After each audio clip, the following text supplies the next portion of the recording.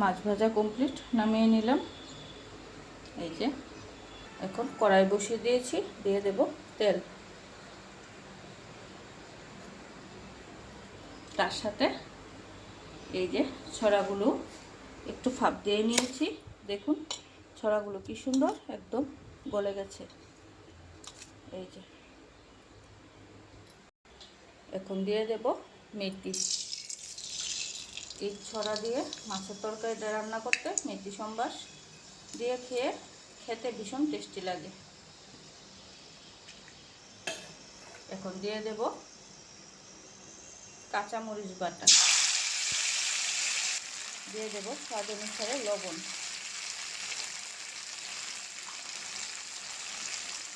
দিয়ে দেব হলুদ গুঁড়ো,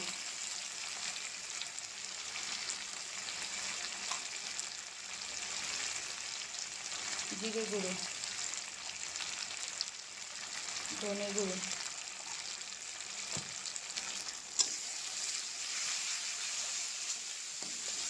দিয়ে ভালো করে মশলাটা এইভাবে কষাতে হবে। তারপর দিয়ে দেব বেগুন, ছড়া দিয়ে বেগুন দিয়ে মাছের ঝোল আজকে দুর্দান্ত টেস্টি একটি খাবার। ছড়া তো আমার খুব ফেভারিট একটি খাবার। অনেকে ছড়াকে মুহিও বলে। তোমরা কী নামে ডাকো অবশ্যই কমেন্ট করে জানাবে। আর তোমাদের বাড়িতেও আজকে কী রান্না হচ্ছে সেটাও জানাতে ভুলবে না। এই যে কি সুন্দর আমার মশলা ভাজা হয়ে গেছে, মশলা থেকে তেলও ছেড়ে দিয়েছে। দেখুন কি সুন্দর টকবগিয়ে তেল ফুটছে। এখন দিয়ে দেব বেগুনগুলো।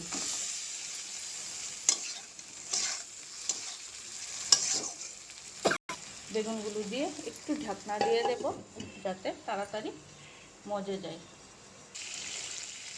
এই যে ঢাকনা তুলে নিয়েছে, বেগুনগুলো আমার হয়ে এসেছে। এই দেখুন কি সুন্দর নরম হয়ে গেছে।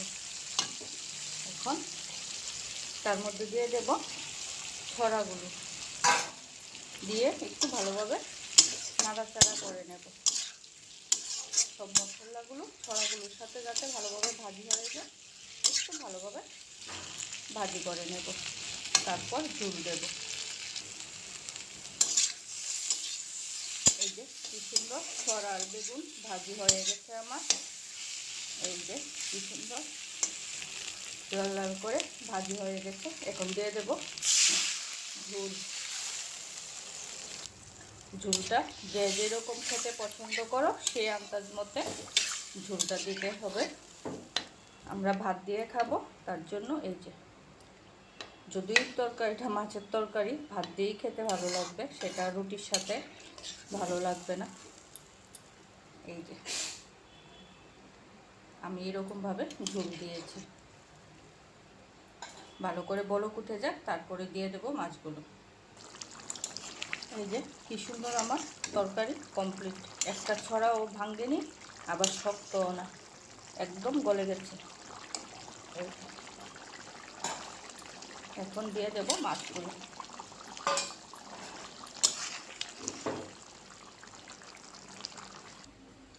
এই যে তরকারি নামিয়ে নিলাম।